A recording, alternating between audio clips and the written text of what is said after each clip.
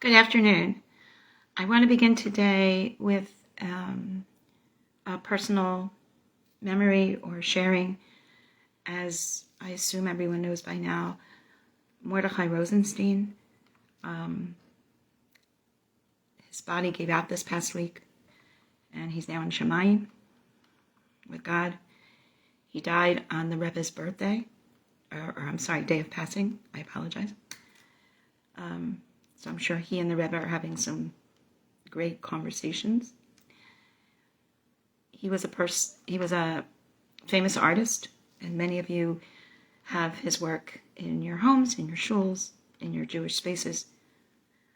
But for us, he was a very, very close and dear and beloved personal friend, along with his wife, Maddie. And Ken and I and our entire family treasure that friendship. A mensch par excellence, an ubermensch in every sense of the word, not how it's often misused. And the most humble person, the most real man you would ever want to meet. Joyful, feeling blessed. We had this group of very, very close friends, the Rosensteins, the Pomerantzes, us, a few seagulls thrown in, Toledanos, others.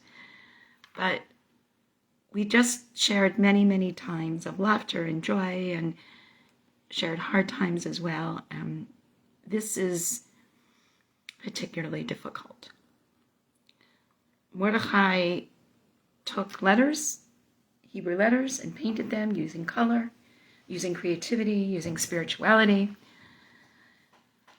At his Levaya, Zushi Kurovitz, the Chabad rabbi who officiated, said Mordecai told him a joke once, and he told Mordecai that if you tell me a joke, it's going to end up in my Devar Torah, my drasha. And I was thinking, Zushi, when you teach Mordecai some chassidut, it's going to end up in his art. And it has. And I was privileged to be involved in some of the thinking of the creation of some of the pieces. When it came to some text, Mordecai and I would chat about it. And we would chat about Parsha discoveries and all kinds of things. And I will personally simultaneously miss his physical presence, but remain connected to his spiritual presence. And it will continue to be part of my life. And I know the lives of his family and his close friends and all of us.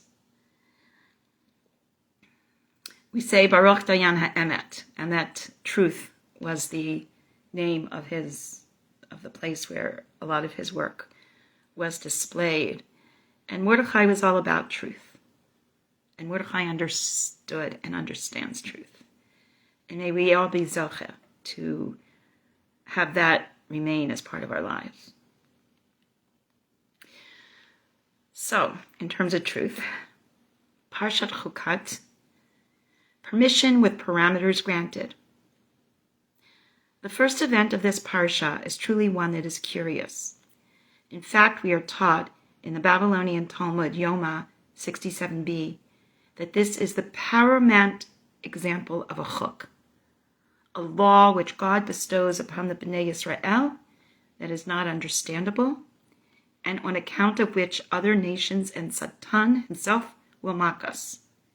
This is not a matter of, I don't understand you, and therefore you are silly at best, or dismissed and called demeaning names at worst, but rather truly a law that simply does not make sense at all.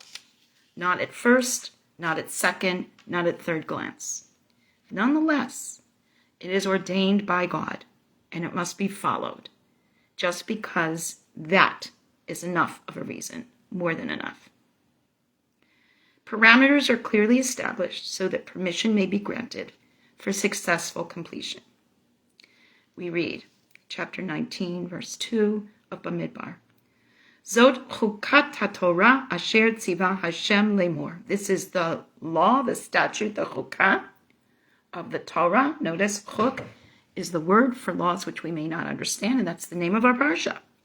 Speak to the children of Israel, And they are to take Vayikhu alecha Parah Adumah Tamimah, a perfect, unblemished red cow, which has never worked.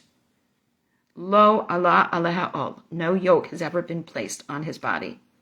You shall give this cow to Eliezer, the Kohen, and he will take it outside the camp and slaughter it in his presence. And when we say outside of the camp, we know that the Bnei Yisrael were organized in 3 camps. So when you say chutz l'machaneh, the question is outside of the inner camp, the medium camp, the Levitical camp, or the camp of the Bnei Yisrael. And according to Yoma 68a in the Gemara, it means chutz l'shalosh machanot, outside all of the camps. Now, I would suggest 3 reasons to help us make sense of what may not naturally make sense for us. Number 1, maybe this is outside all of the camps and in isolation because of the purity and impurity dynamic we're going to see. That which was pure that comes into contact is now impure. That which was impure comes into contact is now pure. The second possibility is, just as we're perplexed and may crinkle our noses and try to figure out what's going on, it would not have been understood perhaps by the Bnei Yisrael. And thirdly, maybe because this Chukat Torah, stood alone in its importance and unique nature and needed to be in a space where nothing else ever happened.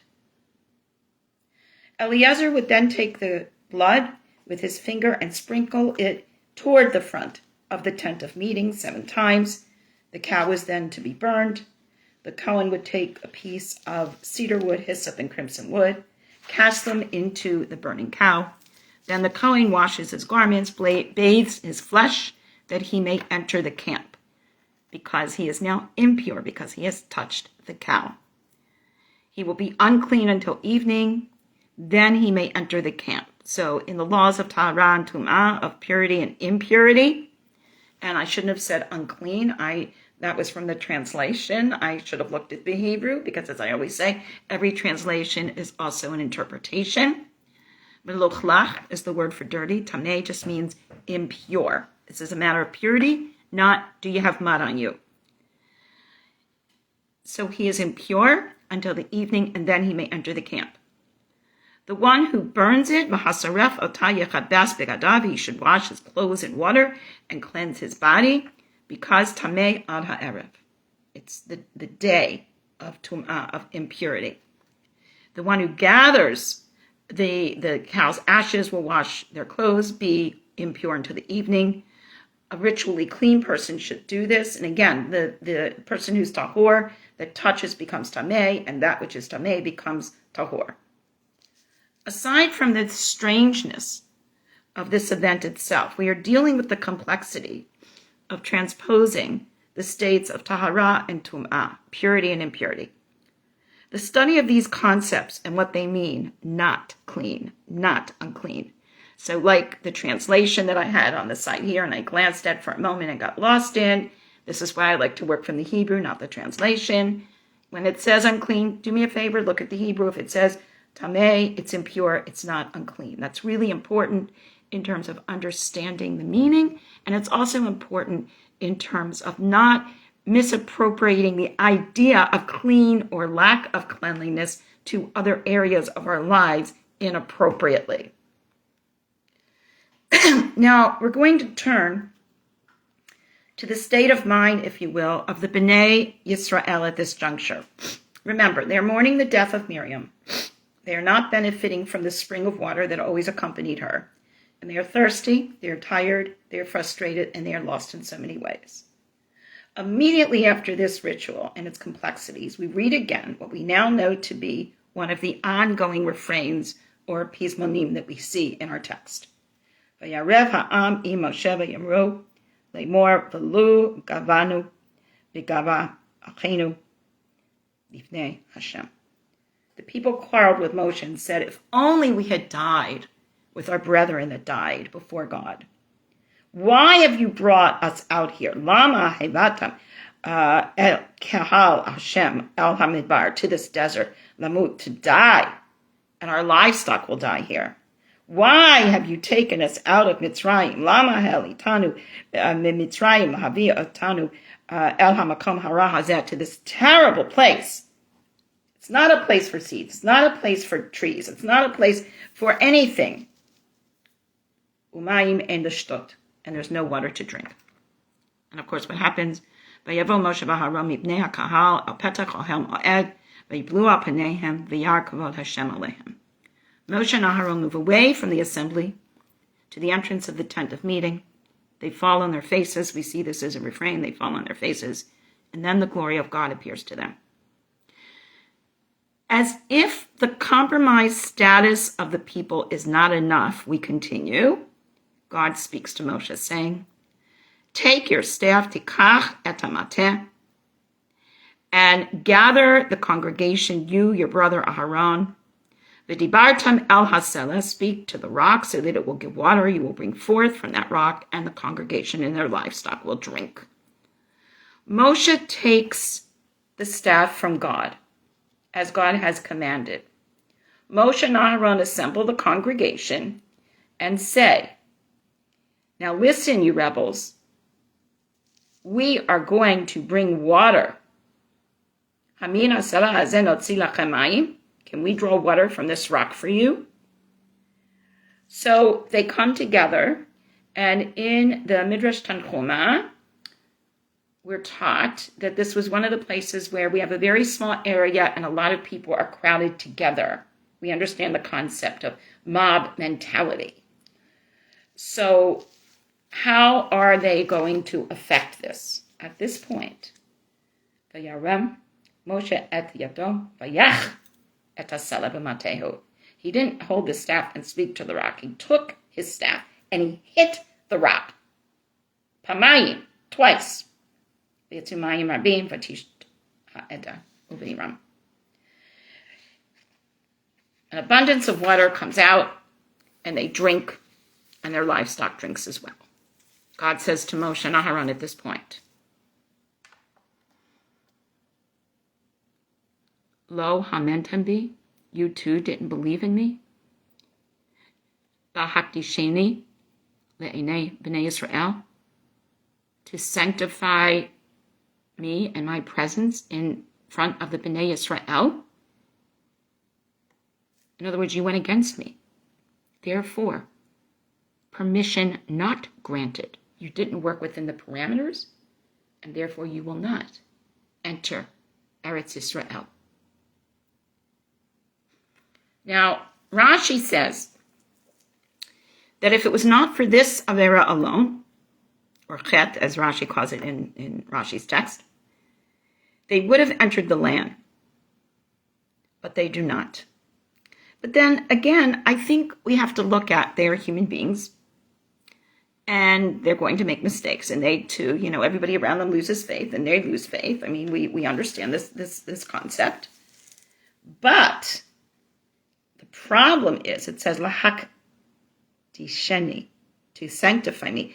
If you had spoken to the rock, she'ilu dibartam el sela v'hotzi, and the water had come out, then I would have been sanctified in the eyes of the Bnei Yisrael, says God. But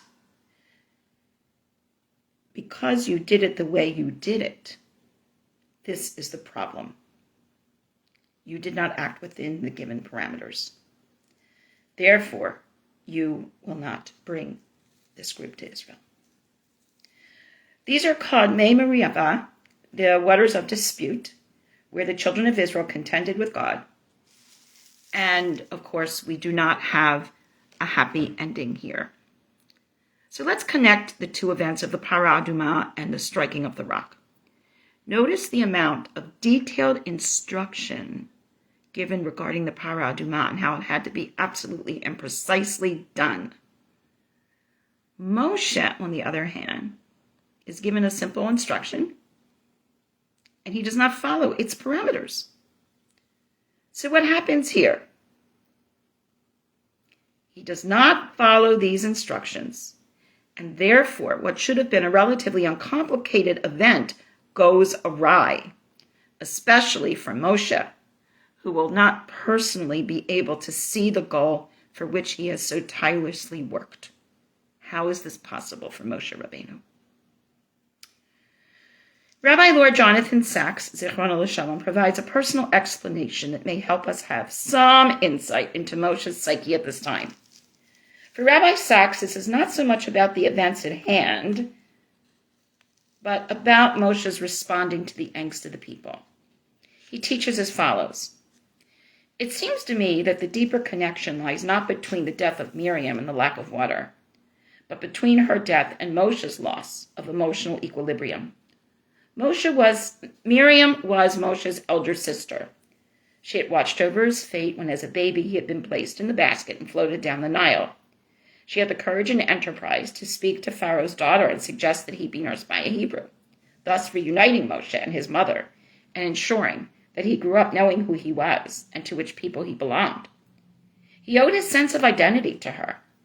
Without Miriam, he never could have become the human face of God to the Israelites, the lawgiver, the liberator, the prophet. Losing her, he not only lost his sister, he lost the human foundation of his life. When one is bereaved, you lose control of your emotions. You find yourself angry when the situation calls for calm. You hit when you should speak, and you speak when you should be silent. Even when God has told you what to do, you are only half listening. You hear the words, but they do not fully enter your mind. Maimonides asks the question, how was it that Jacob, a prophet, did not know that his son was still alive? He answers, because he was in a state of grief. And the Shekhinah cannot enter us when we are in a state of grief. Moshe at the rock was not so much a prophet as a man who had just lost his sister. He was inconsolable and not in control. He was the greatest of all prophets, but he was also human, rarely more so than here. Our Parsha is about mortality. That is the point. God is eternal. We are ephemeral. Moshe Rabbeinu, each one of us, the Rebbe, our friend Mordecai. We do what we do in this world, but we are not eternal. Moshe is having a hard time here, according to Rabbi Sachs, as we all do. Moshe does seem to regroup as the text continues. He sends messengers from Kadesh to the king of Edom and says, you know, all of us, you know the hardship that has befallen us. Our fathers went down to Egypt. We sojourned there a very long time, and they mistreated us. We cried out to God. God heard our voice, sent an angel, took us out of Egypt, and now we are here at the edge of your border. Please let us pass. Edom replies, Lo tabor. We will go out with you, with swords towards you. The children of Israel say, we will keep to the highway.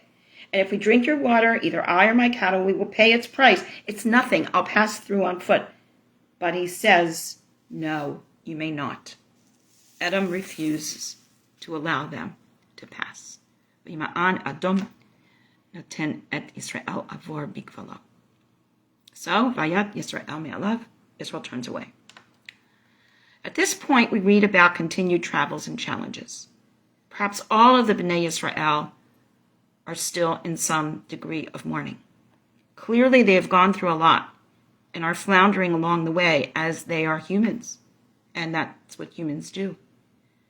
It is this point that will be picked up by the accompanying Haftarah in Shoftim, chapter 11, as we read in parallel formation.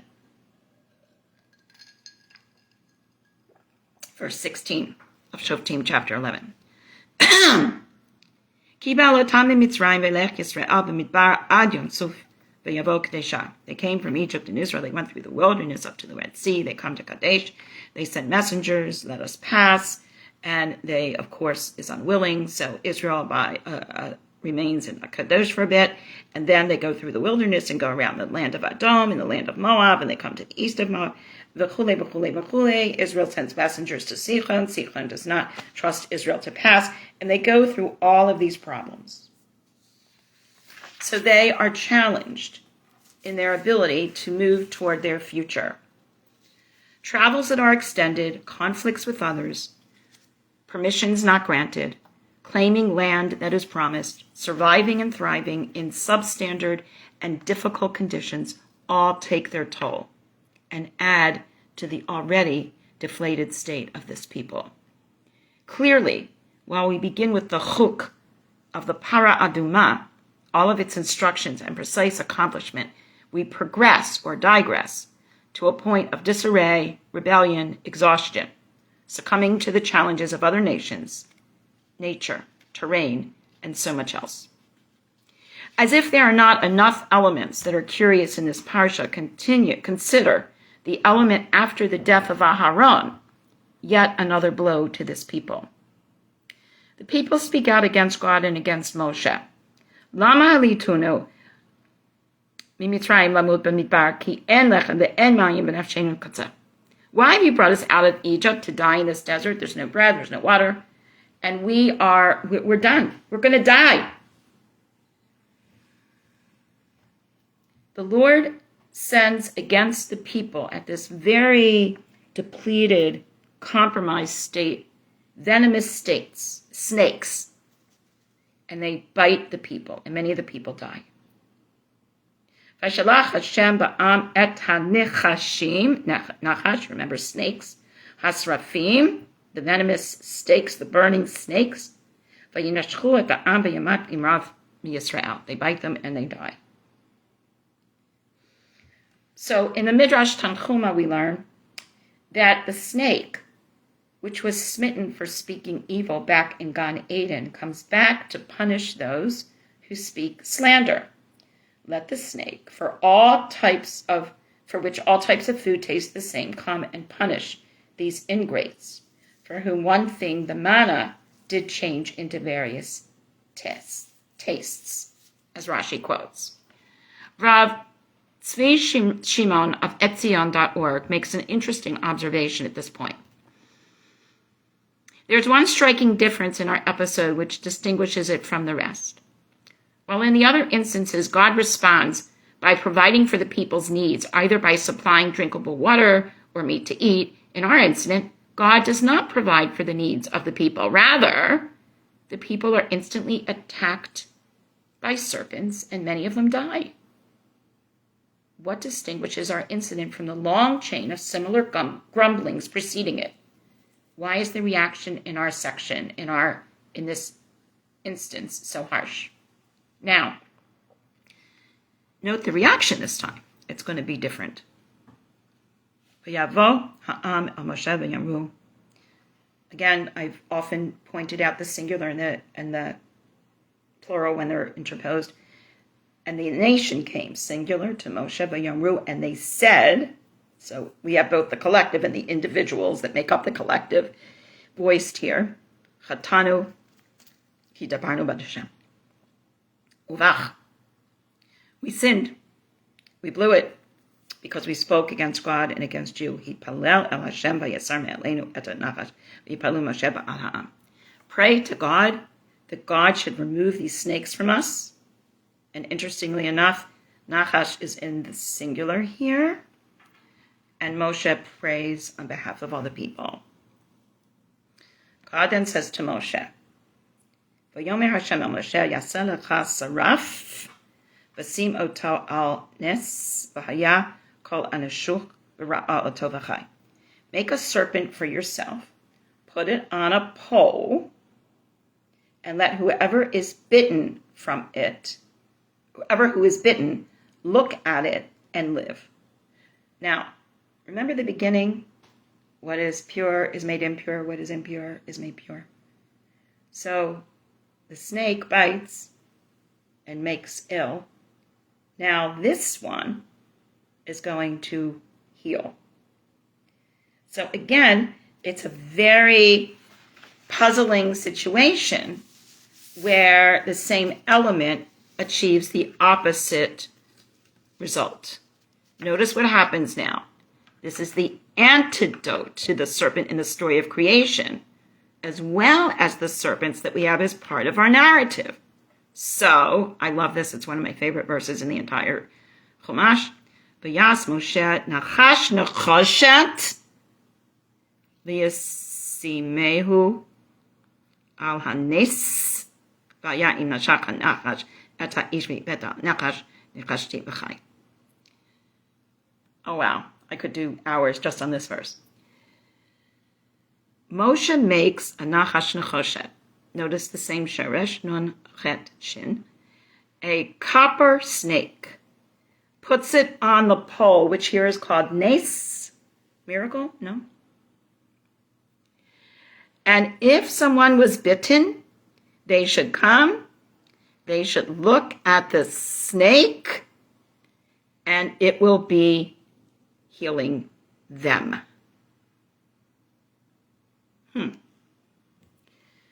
Strange times call for strange happenings. And we both begin and end this Parsha with each. A Parah Adumah that turns what is tameh to tahor, and tahor to tameh. A staff that is struck instead of Moshe speaking as commanded, and a snake that bites and a snake that heals. What do we learn from all this? God knows well what we are supposed to do.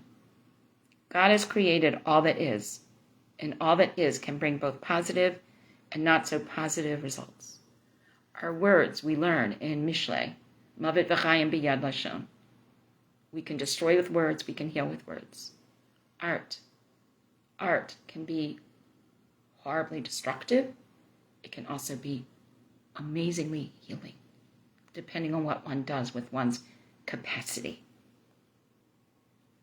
I will say that there are many art centers that are connected with Chabad in honor of both Mordecai and thinking of the Rebbe. And I once asked one of my many, many Chabad rabbi friends, what's the deal? And they said the Rebbe realized that art was tefillah. That the artisan, the person who creates art, is praying, is creating something beautiful. And I love that concept, that art can be so healing, words can be so healing, music can be so healing. It can be used for other purposes, but we have the capacity to do amazing things with it. If we work within the parameters of permission that's granted. We do not always understand those parameters of permission granted, and thus we do not always achieve positive results. But when we do, we are rewarded. Here we may have unanswered questions that may defy logic. We may still be scratching our heads about the Parah Adumah or the Nachash Nechoshet. But in each of these cases, we are taught to move in the way we are instructed so that permission may be granted at the end within parameters given. Shabbat Shalom. May the memory of Mordecai Rosenstein